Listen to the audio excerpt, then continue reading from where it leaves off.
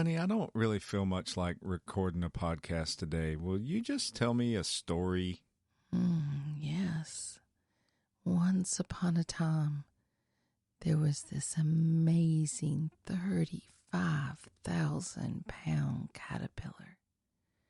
His name was Allison. He didn't like his name, so he ate everyone in the RV kingdom's money. Well, you can't take it with you. It's The Riveted with Chris and Gina.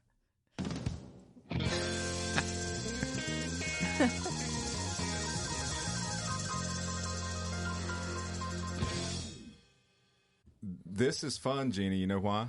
Why? Because, and we can chalk this up as the first interview, I believe, that we... interview's not the right word.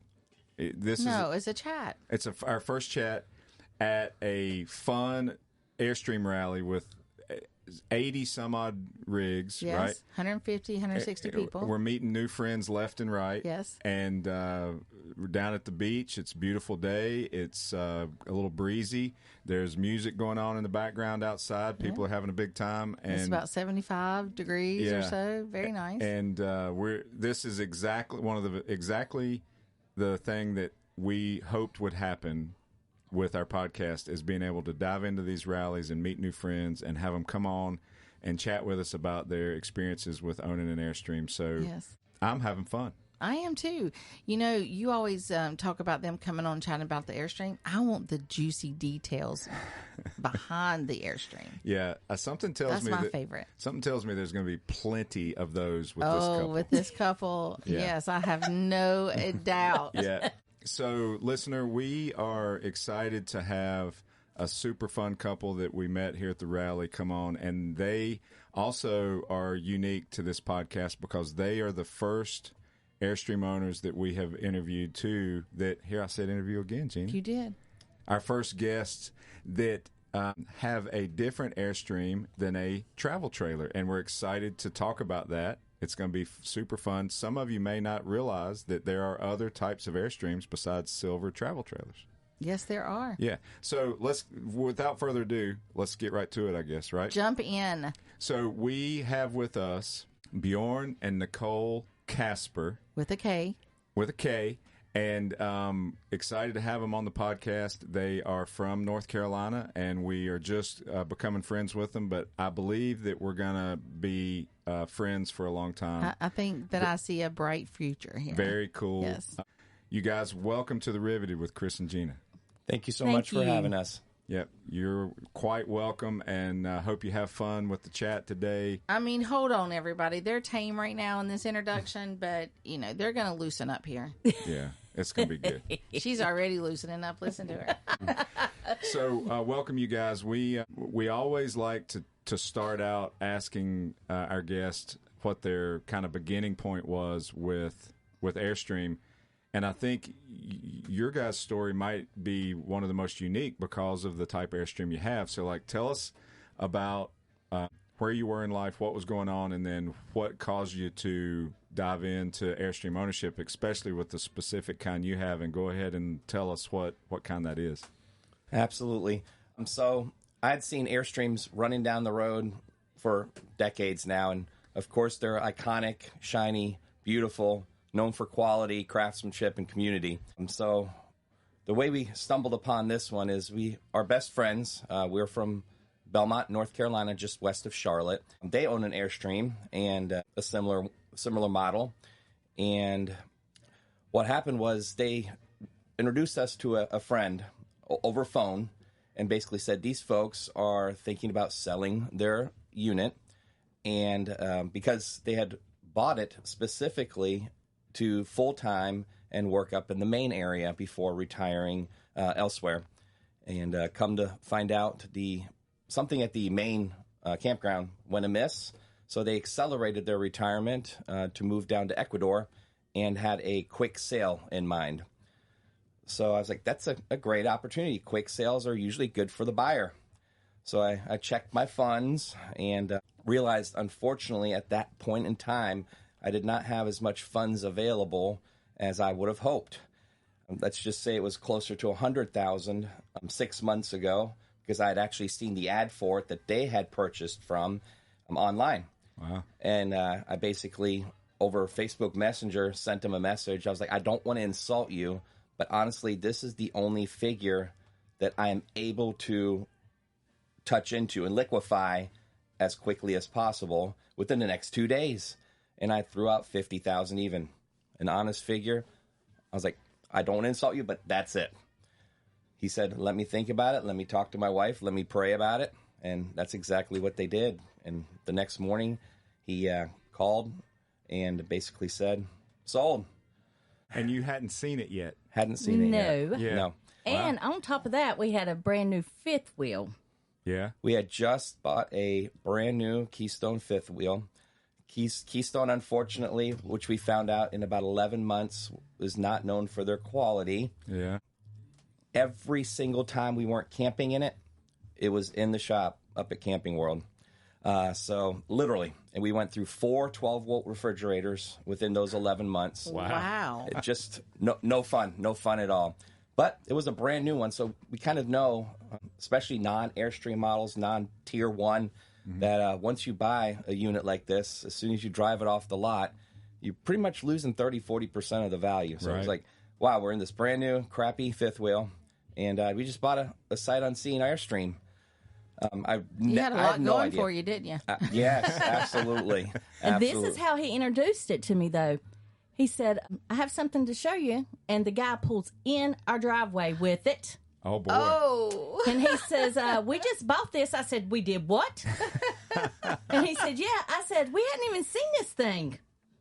He said, well, I just bought it. And I said, oh, no. So, of course, I started having a panic attack. Because I was thinking, I can't deal with this. And so tell us what it is. So it is, as introduced, not a tag-along and not made of metal. So it is a 2003 Airstream Land Yacht 396 XL. The 6 in there is quite key because everyone knows 6 inches matters. But the key here in this I Airstream, like this guy. 390 versus the 396 is the slides. That's really it. I believe they're actually the same length, but the 390 model of that year has the single living room kitchen slide, whereas the 396 includes an additional closet slide in the master bedroom. Oh, wow. Very cool.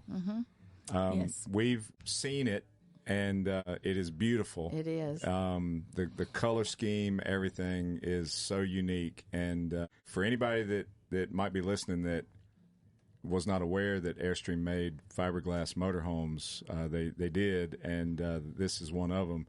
And it's very proudly part of the Airstream community with it, but such a unique rig, so I'm sure you love it. Yes. We do, most of the time. Yeah. And we were blessed, actually, by not the immediately previous owner, but the one before. We are the 4th owners. The initial owners bought it in 2002, 2003, and they were actually caravanners.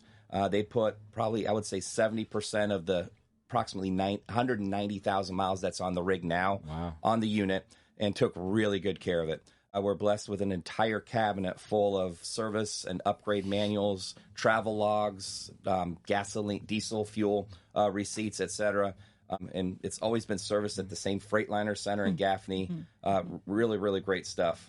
So, see, Nicole, he was smart he did his research before he bought it. So all those service records, all the great maintenance. So when it pulled into your driveway, I'm sure that, he did the right thing. I usually do research everything that's over $99. However, thank you for the credit. I found that in the cabinet afterwards. Yes. Yeah. Now, 2 owners before, they actually put $27,000 in upgrades in this thing. Wow, man. Wow. Everything from LEDs to flooring to repositioning of the television in the front, screens, etc. Really, really good job. Very tasteful, very classy, because it is full of hard Amish-made wood. Yeah. Very, very heavy doors. It's unbelievable because it's pretty much the opposite not when you think of Airstream, but other units, the opposite of what you generally think of, which is weight, right? Weight, towing, etc. Yeah, for sure. And do you tow behind it? We, yes, we do tow behind it. So once again, did a lot of research. Loved the new Ram truck models. Went to Raleigh and bought it. On the way home, I realized it's a 2-wheel drive, which you can't flat tow. Oh, boy. So I had to basically invest another couple $1,000s to put a drive shaft disconnect in there, which doesn't always work, and I have to climb under the truck in order to connect it. But when you say, do we tow behind it? So now we have this Ram back there, Ram 1500, long crew cab, but a short bed. We have now ended up actually putting a golf cart into the bed of the truck. Oh, boy. Which has just made 2 trips so far. And then we found a really cool unit down at Bike Week in Daytona last year, which goes into the hitch of the truck. And I basically pull my 1,000-pound Indian touring motorcycle into that hitch. So right behind our Airstream now, we have our truck, golf cart, and our motorcycles. Wow. So how much do you weigh going down the road? Well, we're right around 35,000 pounds or so, 40,000 pounds. Wow. Y'all are having a blast. They are. Absolutely. Absolutely. That Just is awesome. hanging out. Yes. So where most Airstreamers are worried about, half a pound coming into the Airstream, Yeah. they just keep adding on. Yes. Yeah. I think we're done now. I think this like unit it. is like the opposite of some of the Airstream mindset, which I actually appreciate, which is minimalism, because there is not a lot of storage in a majority of the Airstream units. Yeah. And just seeing what people are able to do with such little space, I appreciate. Right. Well, Love it. I'm not the best at math, but in my mind right now, really quick, I'm trying to figure. So you said how much? 30,000? About 44,000 pounds. Oh, Yep. wow. Okay, so that's easy. The for rig me to- itself's about 30,000. Okay, right. So we're inside of our Airstream recording here at the rally, and this rig, the way we travel with it, weighs about 8,500 pounds. So 4 of these rigs, Yes. Good gracious. Yes. 4 or 5, yep. yeah, would easily be the weight of what they're rolling down the You road. had never thought about that. No. Yeah. Never. Yeah. That's crazy. That's really awesome. Getting Yeah. it rolling is one thing. Making it stop's another. Yeah. Wow. So what was it just your neighbor that introduced you to Airstreams, or had you known about them before or ever thought you'd own an Airstream? Never thought I'd own an Airstream. Really, budget-wise, I never thought it would fit. Yeah, sure. These things can easily, almost $100,000 for a 16-foot Yes. Airstream. Sure. Going to $250,000 at this point. So I never thought it would be attainable. Certainly not as a diesel pusher, right? Right. Yeah. Brand new ticket, these things were $350,000 back in the days. We've chatted with some friends that have got some older Airstreams, and one in particular that has been on the podcast that he and his dad do a lot of restoration of older Airstreams, and he made the point about how, this is such an iconic brand that you can get a hold of one of the older ones, put a little sweat equity into it, dump a little bit of money into it for restorations and stuff, and you may not have a huge price tag in the overall finished trailer, but you're still able to be part of the love and the brand of Airstream, right? And you guys are doing that too with the Dumping fiberglass, money. just on a big way, right? So Yeah, I think there's some stories there Yes. they have to share, Chris. the thing that I think is most unique about the kind of rig that they have is, it's got Airstream on the side of it, obviously, but it is a different camping style altogether. You had been RVers prior as Yes. well, so Yes, because right now, I'm thinking they still have a fifth wheel sitting in their backyard.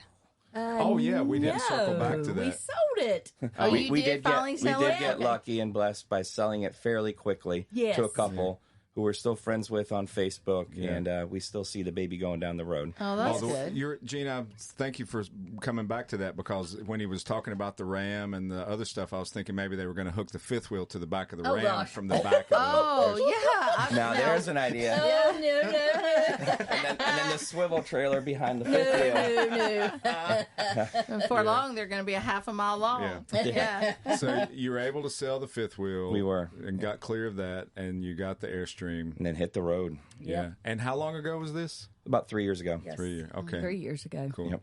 Yeah. Yeah, you said dumping money.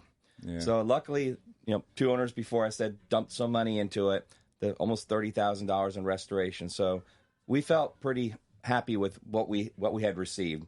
Beautiful unit, service records, updated, upgraded, etc.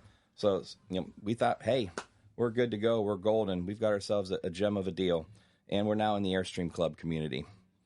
And we had hoped to do some other upgrades. Bathroom was actually first on the list, but then we ended up having to dump money in other ways. Uh-oh. Yes, so we had it serviced. Annual service on diesels. No. Let's back up. Oh, yeah. Oh, boy. So we were supposed to be going out of town for our anniversary. And July 4th. Yes. USA. And then it wouldn't start, right? It wouldn't Correct. start. Luckily, we were in our driveway, and it wouldn't start. Yeah. July 2nd, we were wanting to pull out on a long planned trip for our anniversary. I think we were heading to Georgia. So we had to have it towed. Oh, boy. And that was a sight getting it out of our driveway. Well, first we were hoping it was just a fuel pump. Yeah. Gentleman came out, changed the fuel pump out, didn't make it. But yeah, then a towing company came out with one of those big semi-truck rigs. We have a pretty sloped driveway right off the top curve, and basically trying to pull our rig out of our driveway bottomed out his semi-truck tow truck. Yeah. Oh, no. So he had to get towed. Yeah, by then it was dark. The tow truck had to get towed. Yeah. Yes. So this was one of those big Freightliner, big Kenworth, giant semi-truck towing trucks. So his manager actually came out from out of town, about 30, 45-minute drive in a smaller tow truck. So that smaller tow truck pulled the giant tow truck and our 30,000-pound, 40-foot Airstream out of our driveway right onto Main Street in Belmont. Yes. Until I would hate to know what that tow bill cost. Yeah. Thank goodness for insurance. Make sure you're insured. That's good. We do have a good insurance company. It was $1,600 to tow it. Wow. 20 miles. Oh, my gosh. So just FYI. Yeah, but so the fuel pump, it wasn't it. We found out about 2 weeks later through some testing. So clearly 2 weeks past our anniversary. It needed a new ECM, engine control module. Doesn't sound like too big of a deal. Yeah. But when it's 20 years old, I guess they have to custom build it with space age components coming from the International Space Station, because eventually it landed in Texas, and $7,500 later, we had ourselves a new computer to make sure our rig would start. Wow. Now, was this the first trip y'all were going out on it? Or First or second, yeah. Yes. Yeah, so right away. yes. Wow. So then, come January, we had to take it into Or a service center, we'll leave it at that. Yeah. A regular, well-known, established service center that we still trust. Yeah. Just oopsie daisy. So we did the annual service, and they accidentally stripped the transmission filter. Oh, no. Which we didn't realize until we pulled into Key West there in the campground. It had been raining there, and the campground director who was taking us to our site on the golf cart said, you put quite a slick on our puddle there in the driveway. So we looked straight under the rig, and it was literally pouring red transmission fluid, still just idling out of the transmission filter under the rig. yes. So. And this is in Key West. This is in the Keys, yes. I'm sure that they've got plenty of diesel repairmen in the Keys. Very, very knowledgeable, yes. Yes. Always But awake and they sober. ended up having to send somebody from the other place that we had just taken it Oh, to get really? serviced. So from South Carolina all the way down to the Keys, they sent Wow. a very nice, young, fun gentleman who I guess spent the night before down in the Keys having fun, came to our unit the next day. 45 minutes, he was gone. Didn't even realize he had left. Contacted us afterwards and said, don't move it for a week. The silicone needs to set. Oh, Silicone? So they basically glued it. Okay. What could go wrong? Well, we can tell you what went wrong. Okay. About All a week and a right, half so- later, Yeah, we were in the headed to. traffic of Miami on 95. Oh yes, broke Yeah. down. So broke you down. did stay in the Keys for a week. Yeah, since Yeah. we couldn't move, so Right. the glue could dry. And I'm beginning to wonder who was drinking and who was convincing who to stay I in the don't Keys know. at this point. it's wow. All right, so then you came up towards Miami. Yes, and then suddenly we couldn't go any further. Every time it downshifted, it wouldn't shift back up. So we were stuck in traffic. Tried to get off the exit, got about 2/3 of the way up the exit ramp, single lane exit ramp, and then it just wouldn't move any further. Oh my gosh. And the people of Southern Florida, just lovely people. If anybody's listening, Oh God. eventually down in the Florida area. You may remember them. They were the Yes, ones that they were were waving. stuck on the exit ramp and Yes. held up traffic for hours. Oh Yep. yeah, hours. Yeah. Did you really? Yes. Yes. Oh God. So Ricky and Joan got Friends their of ours, cars they were out. following, or we were behind them. Went and got some transmission fluid for us because we went back in the back and it was pouring out the glued filter area, just enough to get away from the exit. I can't believe that somebody would send a technician that far just to glue something. Yes. And, yeah, that's probably not what they sent him for, Yes, but that's what he ended up doing. He ended up doing. Yeah. Wow.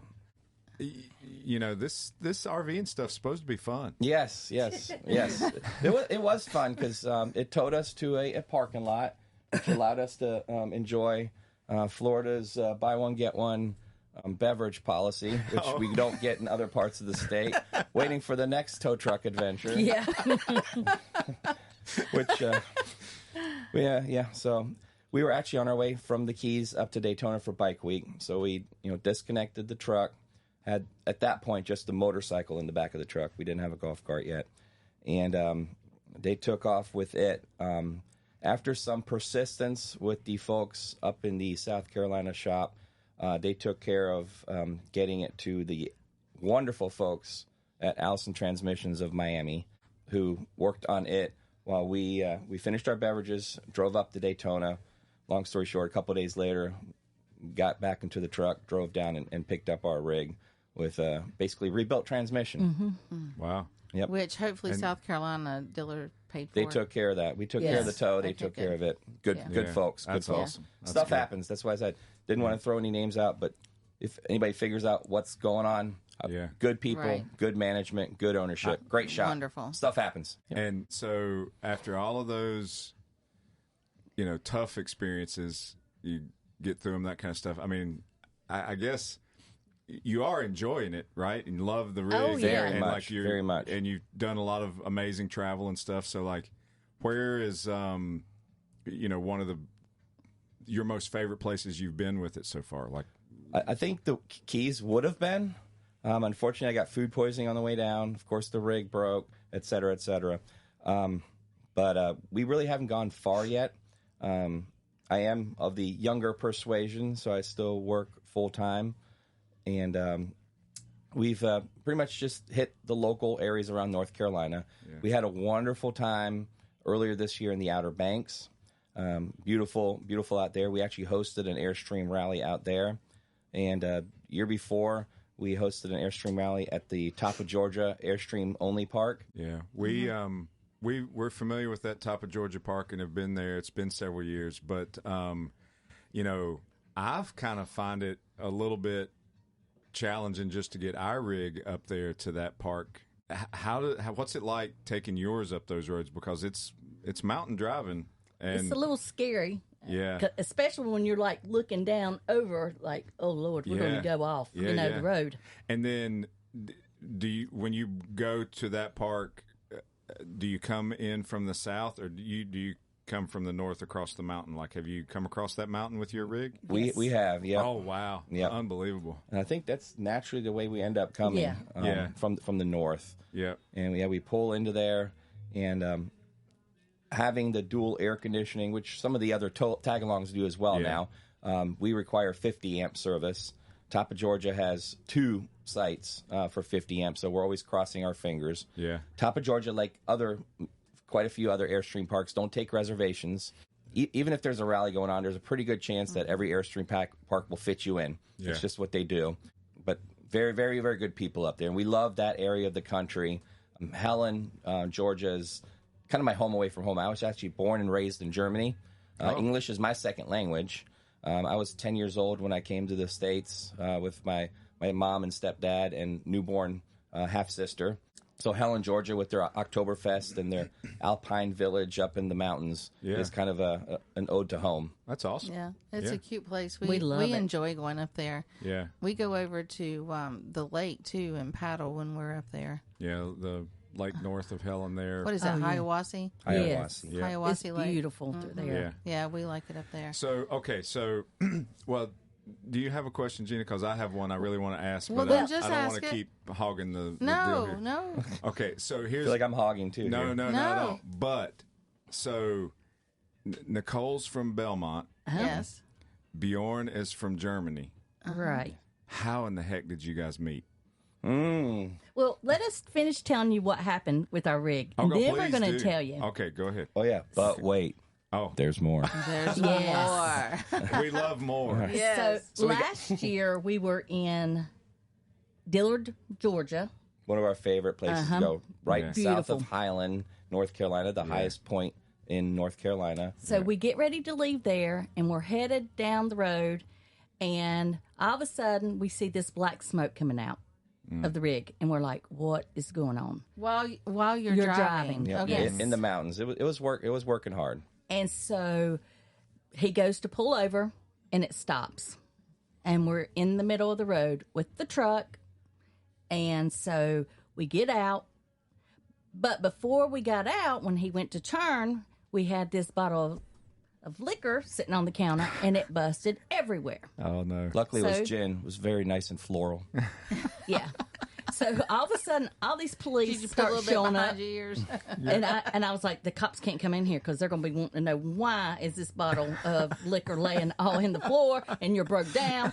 So We needed a break. Bjorn's like, I'm gonna go get some diesel. I'm gonna put it in there, see if maybe it needs some more. I'm not mechanically inclined. So Certainly, black smoke means we're out of fuel.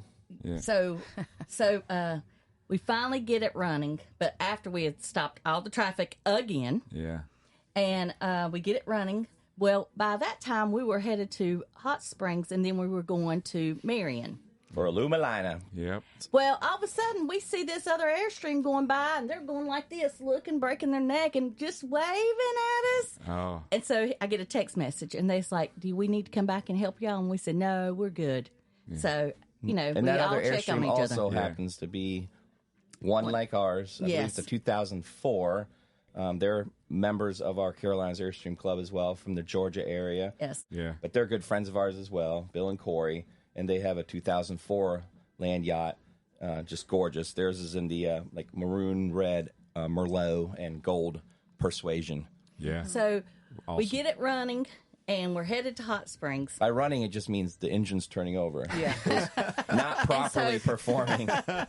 We start up the mountain, and we notice the black smoke starts again. And we're like, oh my gosh. So I tell him, let's pull over, take the truck off.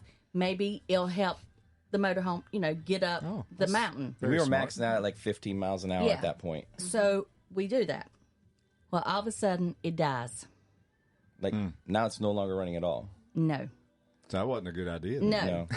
And so our friends were in Hot Springs, so we called them, and they came. And so they said, just stay with us tonight, and then in the morning we'll come back. You left it sitting on the side of the Yes. road. Yep. Okay, gotcha. So when we went back, Bjorn and Ricky got it running. So black smoke coming out everywhere, y'all. So Joan and I are in our truck driving. We couldn't see anything. Black smoke everywhere. We were laughing so hard. I told her, I said, I cannot believe this is happening to At us. this point, it was only at 8 miles an hour, though, so Yes. we were really Okay. safe. Yeah. So they go to turn into the campground, Hot Springs. and it dies. right in front of the gate, like doom, doom, Yes, doom, in front of the gate. So we're blocking the gate. Nobody can get in. We're like, great. So Ricky, he goes and gets his Nissan Xterra 2004 powerhouse. Yeah. Tows our 35,000-pound rig. yes, toes is in. This is no lie, By y'all. then it's like 10 o'clock at night. And it's raining. It's beautiful. Rain's coming down. And so Ricky pulls us in our sight, and he gets it too far. So he has to undo it, go to the back, and pull it back again. Gets it too far back, and he does this like two or three times. All right, look. Time out. I'm just wondering who licked the gin up out of the floor at this point.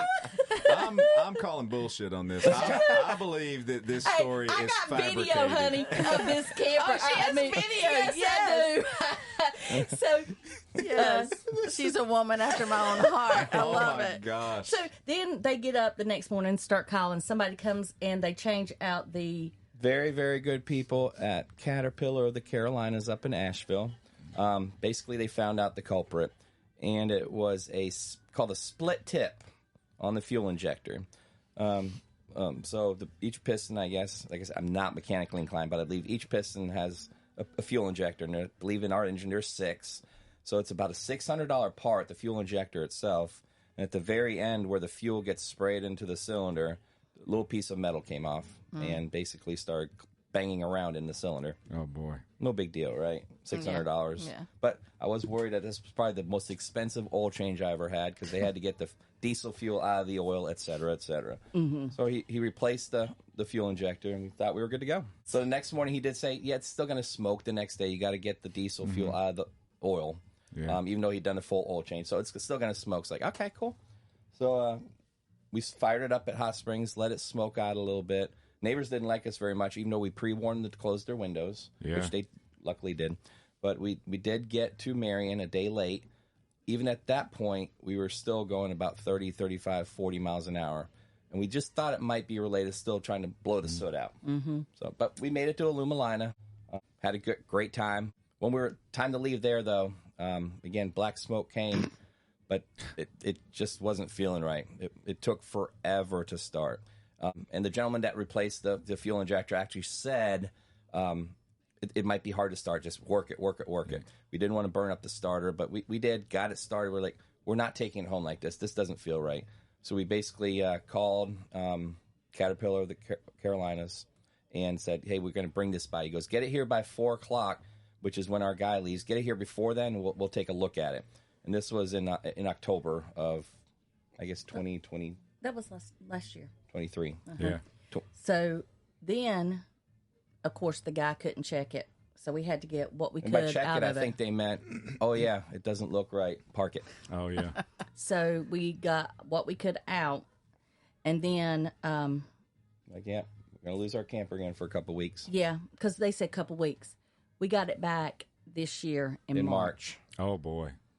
So again, very good people, very, very busy people.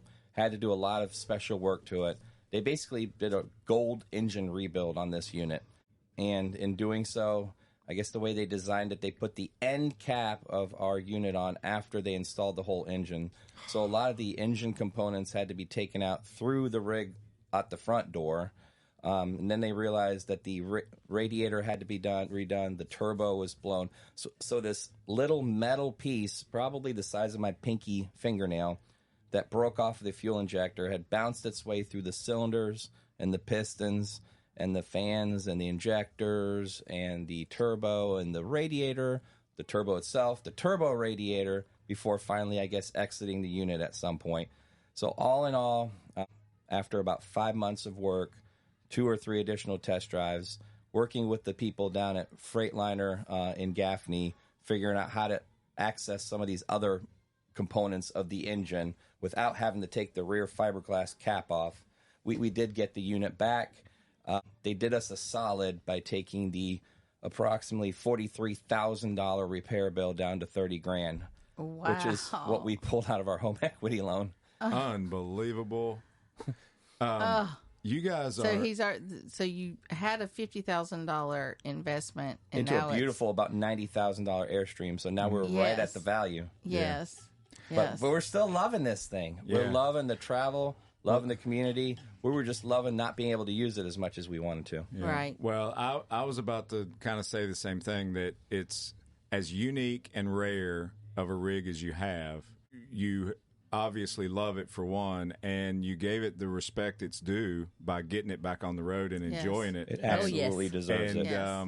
it is it's tough. You had to go through all those kind of things, but at the end of the day, I'm sure you love it. And now that that's been fixed, you can enjoy it, and hopefully For not a long time. I Yeah. hope. And it, We're pretty sure that we're the only owners of a 20-plus-year-old Airstream diesel motorhome that has an engine and transmission under warranty. Oh, I bet you are. I would yes, probably I would agree agree with with that, that. That's good. Blessed. Yes. Blessed. See, Nicole, he had a master plan, He Yes. did. and Yes. and it just came, full circle. And now, think about what you guys That's right. have. She's Yeah. such a lucky gal. Yeah. Yes, I am. Well, So now you can tell our story how we met. well, before you go there, Me. I have just a quick question. Please. Had it been any other type of rig with all of those issues, would you have just canned it, like tried to just sell it or No, do selling something probably different? wouldn't be a good idea. We were thinking insurance fraud. See, We were thinking about maybe borrowing a friend's boat, hooking it up to the trailer, Yeah. using our rig because it's the easiest way to launch a boat, right? Yeah. And Oh. backing it into the lake, and then just maybe the Oops. brakes accidentally not Yeah. set. Yeah. It's really hard. Darn. Those push buttons, neutral, air brakes, gets Yeah. complicated. Oh, that's But it was worth fixing. Correct? Absolutely. Yes. Yeah. Absolutely. Yes. yeah, that's a great question, Gina, because you're right. If it was a 20-plus-year-old Keystone. something, Yeah. I'm kidding. We're not bashing any Yeah. brand. But- Anything other than an Airstream that at this point really has had love from its previous owners. Yeah. Refurbishment, upgrades, and now a solid engine and transmission. We're not going anywhere. that's great. That's Yeah. awesome. That's Can't great. imagine being in anything else. Yeah. Right. So what's amazing to me is that the two of you guys have maintained a happy marriage through all of this. Some days it was hard, but we made it. Supplemented by the occasional pill or beverage. I love it. Not always blue. Yes. Oh gosh. So is it true that you guys met with Nicole dancing on a bar? On a bar, in a I bar. was not on a bar dancing. So we met on a blind date. Mutual friend of ours actually connected me with her cousin. So we were on the blind date at a bar, me and Nicole's cousin. But here comes Nicole bouncing into this bar on the arms of this very good-looking man. And I was like, wow, that's a beautiful lady right there. And she walked over to us, me and my blind date. And she's like, hi, I'm Nicole, and this is my friend. No, not my friend. This is Bart. I was like, man, Bart, you are a lucky man. Mm-hmm. Just had eyes for her right there. You didn't tell her cousin that, though. No. It may have been obvious, though, the sparkle in my eyes, etc. And then after the bar, we had a good time, had a couple drinks, sang some karaoke. I decided to really wine and dine this lady. We went to the local Waffle House, and Not me. Well, I did go, but he took my cousin there too. I was so lucky that Nicole, I still had her cousin here on this date, and then Nicole and her man Bart came along as well. Had a good time. We all went home. Called the mutual friend. I was like, "This is not going to work out." There was no sparks. No, good, nice lady, but no sparks mutually. I was like, "Man, I sure wish that cousin of hers was single and not with that Bart guy. And he's a good looking man. I've got no chance there." She's like, "Oh, Bart? That's her cousin."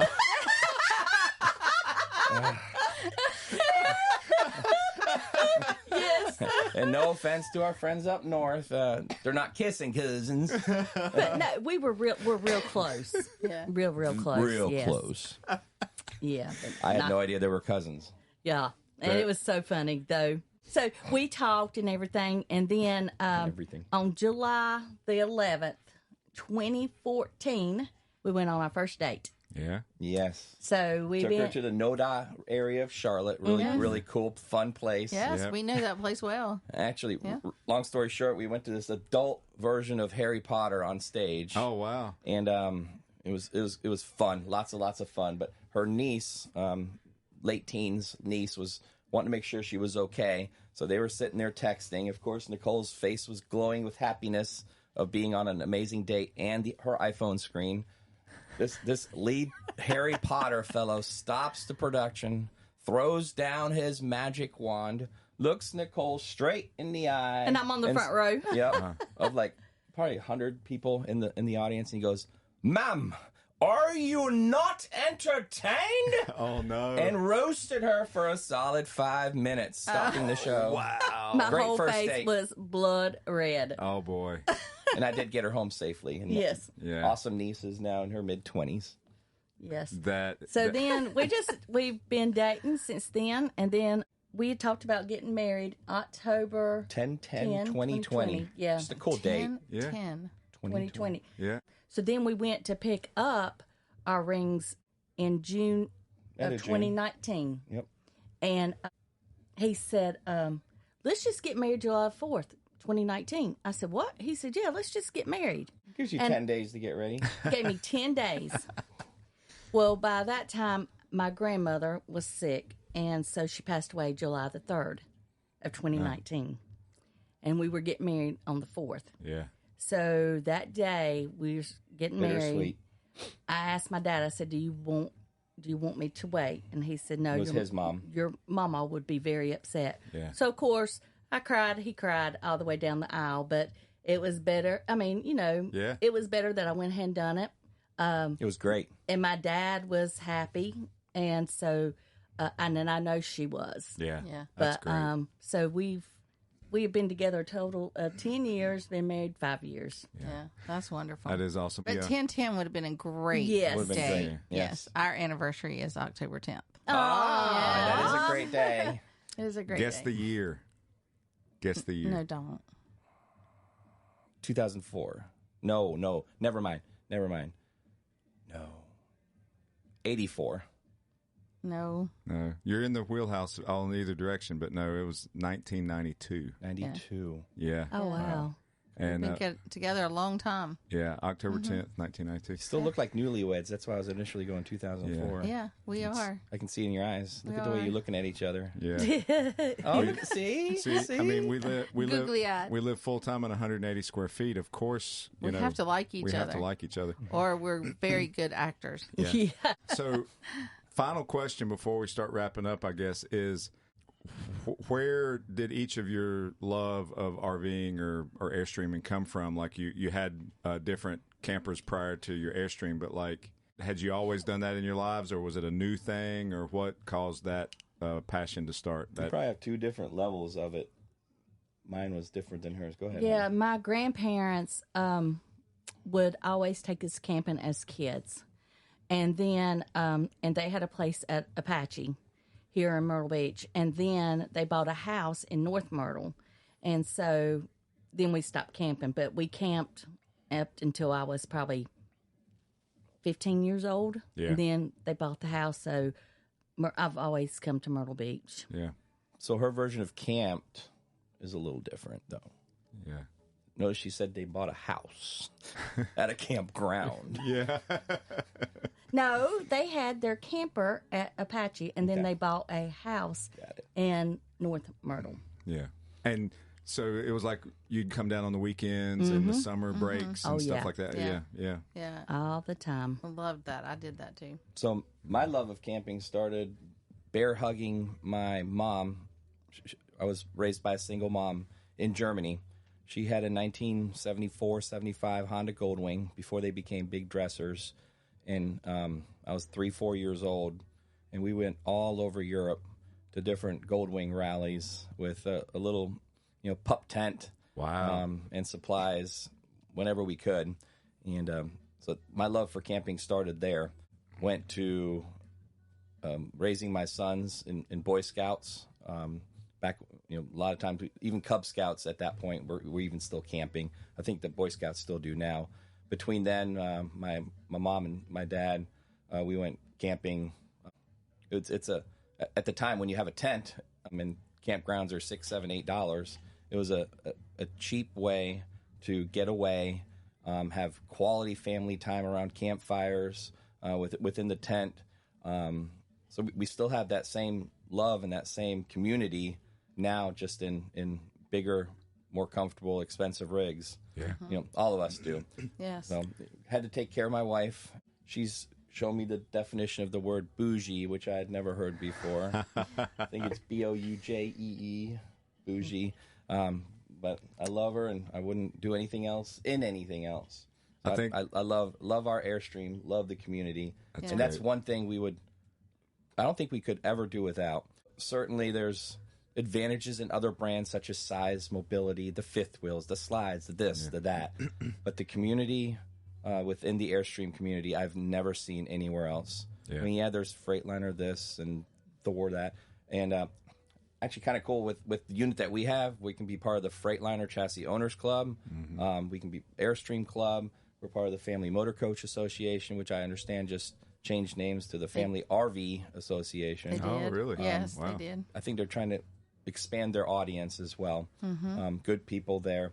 There's no way we could give it up. And like I said, with what's been invested into this unit now, I don't think we could afford to give it up. But all seriousness, just the community and the people, these rallies are like nothing I ever would have imagined. We've had the blessed opportunity to host a couple rallies where you're in charge of selecting the meals, the entertainment, the activities. Airstream charges like nothing. We charge little, like $10 per person, $15 per person starting next year to attend a rally. And for that $15, you're getting a couple meals. Yeah. You got plans. You have seminars, etc. They're all voluntary. Nobody's taking attendance. Just what these folks do that host these rallies to bring the community even closer together is phenomenal. Driving around on our golf carts or walking our dog Bella, we see folks huddle around the campfire, meeting new friends, changing numbers and Facebook messages, and I know for a fact that doesn't exist with any other make of camper. Not at Airstream is special. Not to this level. Not at this level. No way. Right. And you guys are the welcome committee couple for greeters for this rally we're at this weekend. To make sure everybody's welcomed and checked in and registration and all that stuff. So that's two smiling, fun faces to greet everybody as they roll in too this weekend. So. And that's how we met you guys, and we are excited to know you now and look forward to a fun friendship. And Same. We absolutely thank you very much for being on our podcast. Thanks for sharing your story. Yeah. Diversity, too. And your Just passion. one more thing, diversity. Yes. We saw so much diversity in this group. Yes. From locations, Quebec, Florida, out west. Doesn't matter what color you are, what sex you are. Yeah. There's a lady that's my hero. She's walking with a cane, deep arthritis.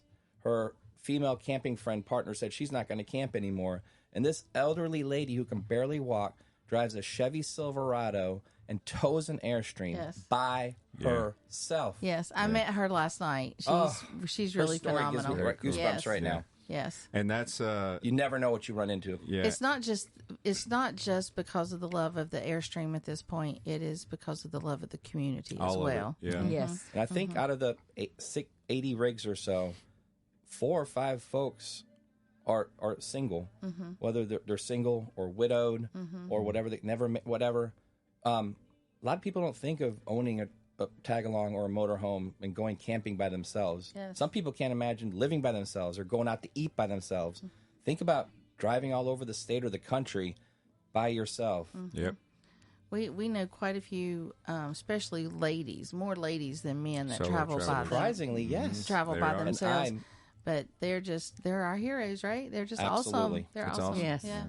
Well, thank you guys again. Thank you. Bjorn, Nicole, thank you for coming in and chatting with us for a little bit. And sharing your horror stories, but yet love for the Airstream brand. Wouldn't have it any other way. Yes. Yeah, right. Great. All right, well, we will see you guys down the road. We shall. Thanks. Thank you. Wow, this has really been an amazing podcast today. Just sitting here and listening to the music going on outside, watching all the activity through the windows here. And then to top it off, we sat with such an amazing couple and hear their stories. It has just been a wonderful day. Yeah, their stuff they had to go through with that rig was pretty over the top, but the passion for Airstream is definitely there, and they've got such a unique rig, and I'm sure they're proud of it and happy to have it, and really fun hearing them share all that. Yeah, So. it is an amazing rig. We got to walk through it, and it's perfect, isn't it? Sure is. Listener, real quick, we got to do our first shout out to a couple of our new Patreon members. Yay! We've got Carl and Loren that are new patrons of ours. They're out west in California. We got Barbara in Pennsylvania, and we have Michelle in New Jersey. So welcome. Glad you joined us on Patreon. Thank you very much. We hope you're enjoying the podcast, and we look forward to having you join us on another episode. Woohoo! If I had a little clap button, I'd hit it. Clap, clap, clap, clap. Yay! Thank right. you. Yeah, so we do. We have a Patreon page, the Riveted Fox community on Patreon. Check it out. It's there to help us with supporting this podcast and the associated costs that come along with it, and your enjoyment of listening to the podcast. So check it out. We got all the details there. The Riveted Fox community on Patreon, and you obviously can listen to us on Apple, Spotify, Amazon Music, YouTube, or go straight to therivetedpodcast.com to go to all of our episodes on that page. Thanks, you guys. We'll see you down the road.